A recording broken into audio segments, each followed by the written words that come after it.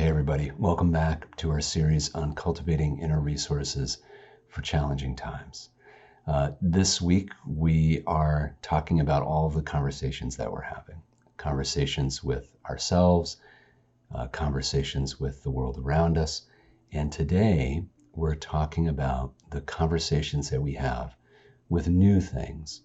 In some ways, the narrowing of our physical worlds seems to limit the new things that we're exposed to. But there are a lot of new challenges that we're actually being presented with at a time like this. And the poem that came to mind is a real gem by Walden. It's called What You Missed That Day You Were Absent from Fourth Grade. What you missed that day you were absent from fourth grade.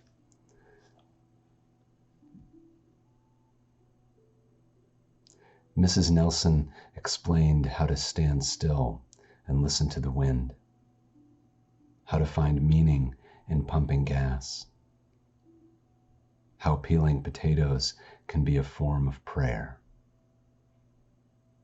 She took questions on how not to feel lost in the dark.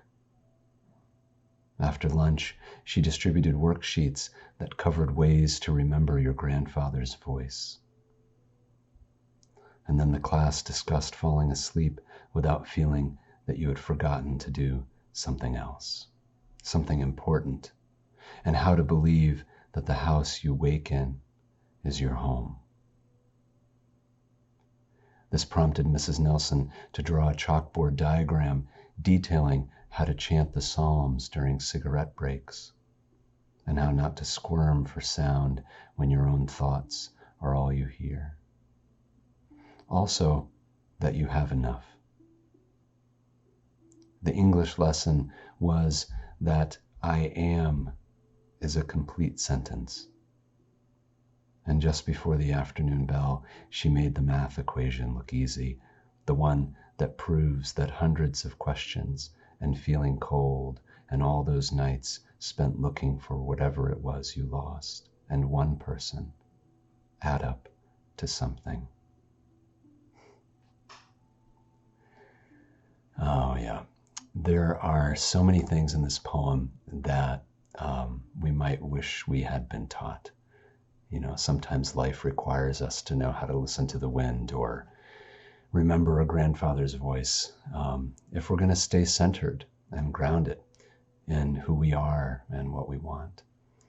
And, it's at times like this when many of the markers that we've set down for our lives have changed, that the ability to stay grounded and centered in who we are feels really deeply important, especially at times like this, actually, when the changes to the normal ways of knowing ourselves and our worlds have shifted, because now we have an opportunity to grow, to break free from old patterns and establish new ones. Our culture is already doing that with about how interconnected we are, how our emotional health relates to our physical health, about the choices we make and how those choices impact other people and impact ourselves. And so we have the opportunity to learn some essential skills that we weren't taught, the things that we were almost never taught, but we sorely need now. How not to feel lost in the dark, how to feel that the house we wake in is our home. These are really tender and important skills to have at a time like this. We've been given an opportunity to learn and relearn some of what it means to live a full life. So as you are out there today living your full life, some questions for you to hold in your heart as you navigate all of that.